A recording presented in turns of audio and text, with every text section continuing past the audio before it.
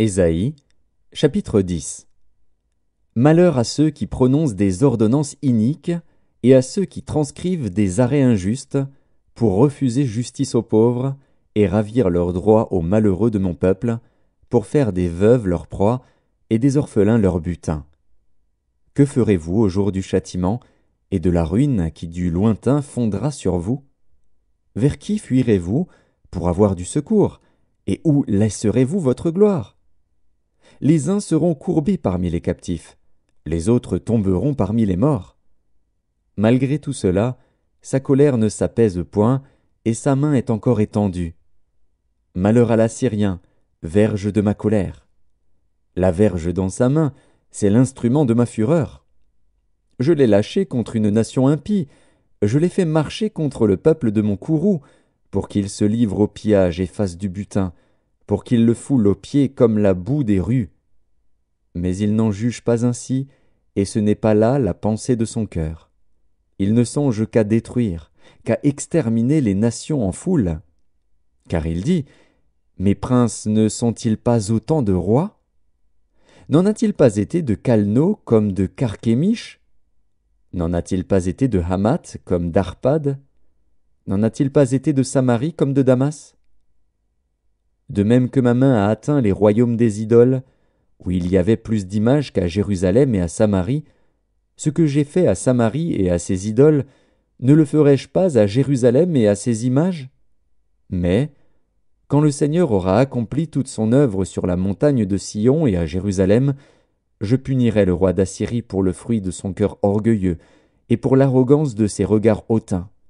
Car il dit, « C'est par la force de ma main que j'ai agi, c'est par ma sagesse, car je suis intelligent. J'ai reculé les limites des peuples et pillé leurs trésors, et, comme un héros, j'ai renversé ceux qui siégeaient sur des trônes. J'ai mis la main sur les richesses des peuples, comme sur un nid, et, comme on ramasse des œufs abandonnés, j'ai ramassé toute la terre. Nul n'a remué l'aile, ni ouvert le bec, ni poussé un cri. La hache se glorifie-t-elle envers celui qui s'en sert?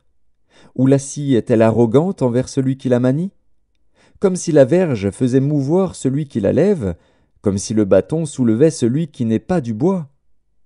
C'est pourquoi le Seigneur des armées, enverra le dépérissement parmi ses robustes guerriers. Et, sous sa magnificence, éclatera un embrasement, comme l'embrasement d'un feu.